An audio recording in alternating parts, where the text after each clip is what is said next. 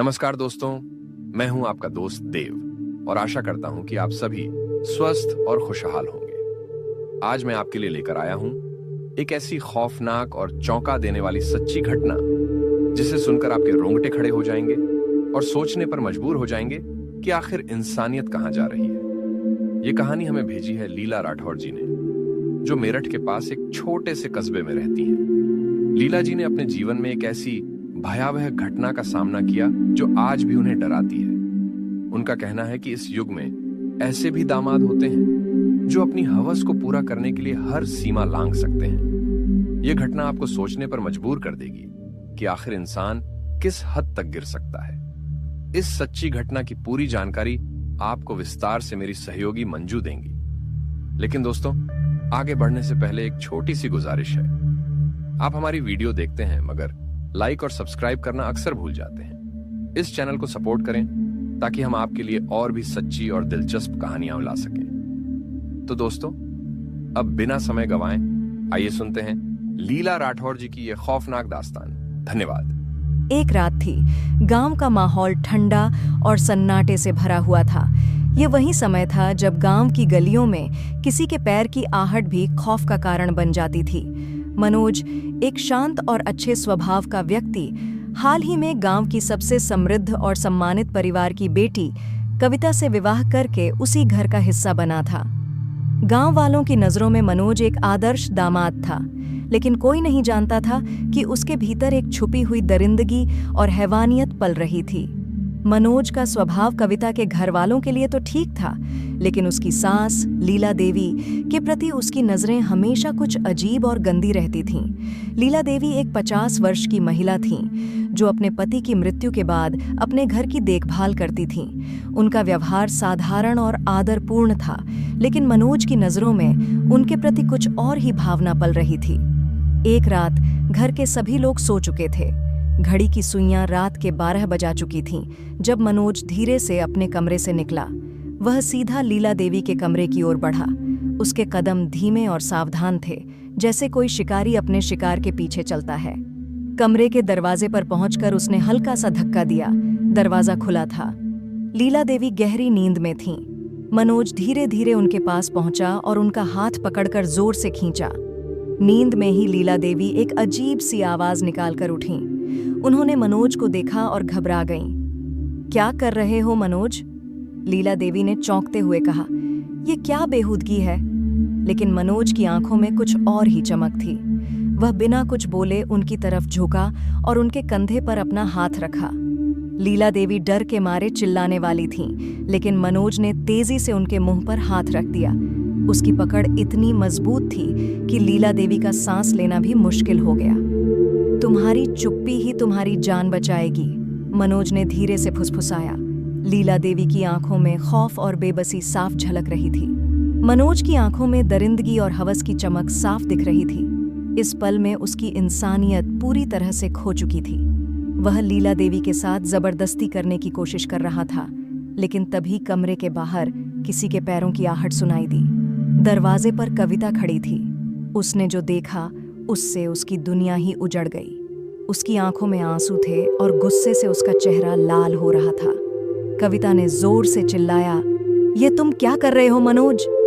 कविता की आवाज से पूरा घर जाग गया। उसके भाई और परिवार के बाकी सदस्य कमरे में दौड़ते हुए आए। सबने देखा कि लीला देवी बुरी हालत में बेहोश पड़ी थीं और मनोज घबराया हुआ था। उसकी असलियत अब सबके सामने आ चुकी थी। कविता के भाई राजीव ने बिना कोई सवाल किए मनोज को गर्दन से पकड़ लिया और उसे खींचकर बाहर ले आया। पूरा गांव इस हैवानियत की घटना से हिल गया, लेकिन कहानी यहीं खत्म नहीं हुई। कुछ दिनों बाद मनोज को गांव से निकाल दिया गया। सभी ने उसे अपने जीवन से दूर कर दिया, लेकिन मनोज की दरिंदगी और लीला देवी के साथ हुई घटना का असर सिर्फ उनकी जिंदगी तक सीमित नहीं रहा। उस रात के बाद से लीला देवी के व्यवहार में अजीब बदलाव आने लगे। वह अक्सर अकेले बैठकर कुछ अजीब अजीब बातें करतीं और रात में जागकर घर के चारों ओर चलने लगतीं। धीरे धीरे पूरे घर में अजीब घटनाएं घटने लगीं। रात में दरवाजे अपने आप खुलने बंद होने लगे, कहीं से भी ठंडी हवा के झोंके आने लगे और कभी-कभी रात में किसी के रोने की आवाज सुनाई देती। सबसे ज्यादा विचलित करने वाली बात यह थी कि हर बार जब ये घटनाएं होती तब लीला देवी अपने कमरे में नहीं होती। उन्हें अक्सर घर के किसी कोने में बेहोशी की हालत में पाया जाता। एक रात जब कविता अपने कमरे में सो रही थी, उसने अचानक किसी के सिसकने की आवाज सुनी। वह उठकर देखी तो उसकी माँ लीला देवी उनके कमरे के बाहर खड़ी थीं। उनकी आंखें सुनी सुनी और चेहरा सफेद था। माँ, क्या हुआ? आप इस वक्त यहाँ क्यों हैं? कविता ने चिंतित होकर पूछा। लीला देवी ने कोई जवाब नहीं दिया। उनकी आंखें कविता की ओर एक अजीब ढंग से देख रही थीं। अचानक उन्होंने कहा, वो वापस आ गया है। कविता समझ नहीं पाई। कौन वापस आ गया है? लीला देवी ने धीरे से कहा, मनोज, वो मर गया है, लेकिन उसकी आत्मा अब यहाँ है। वो मुझे लेने आया है। कविता का खून ठंडा हो गया। उसके मन में डर की एक लहर दौड़ गई। क्या ये सब सच में हो सकता है? क्या मनोज की आत्मा वापस आ गई है? अगले ही दिन गांव में एक भयानक खबर फैल गई। मनोज की लाश गांव के बाहर एक पेड़ से लटकती हुई मिली। उसके चेहरे पर एक अजीब सी मुस्कान थी, जैसे वह अपनी मौत के बाद भी कुछ खतरनाक योजना बना रहा हो। अब घर में होने वाली घटनाएं और भी खतरनाक हो गईं। घर के कोने कोने में अजीब छायाएं दिखने लगीं। कभी कभी रात में किसी के जोर जोर से हंसने की आवाज सुनाई देती।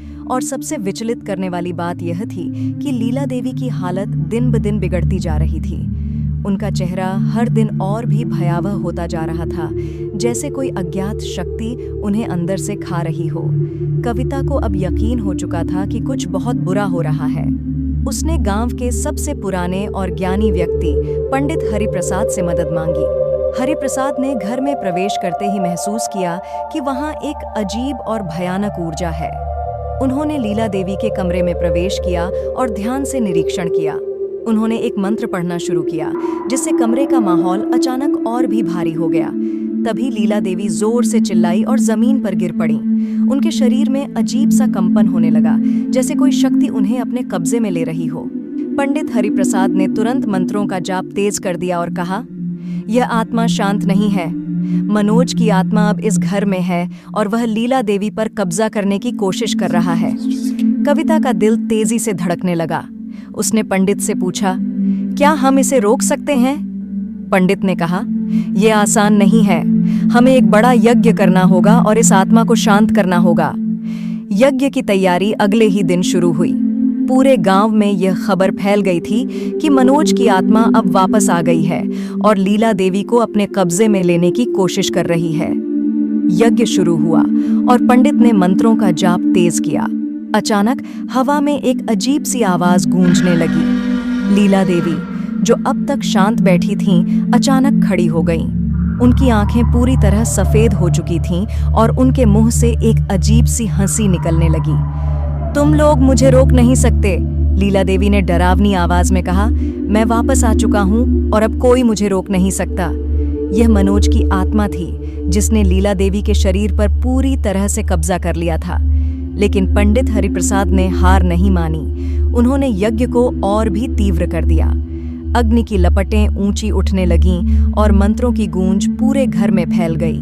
लीला देवी का शरीर अचानक जमीन पर गिर पड़ा और कुछ ही पलों बाद उनकी आत्मा ने शरीर को छोड़ दिया। मनोज की आत्मा का अंधकारमय प्रभाव भी खत्म हो गया। लीला देवी ने एक गहरी सांस ली, जैसे किसी भारी बोझ से मुक्त हो गई हों। यज्ञ के समाप्त होने के बाद घर का माहौल फिर से शांत हो गया। मनोज की आत्मा को हमेशा के लिए शांत कर दिया गया था। लेकिन इस घटना ने कविता और उसके परिवार की जिंदगी को हमेशा के लिए बदल दिया।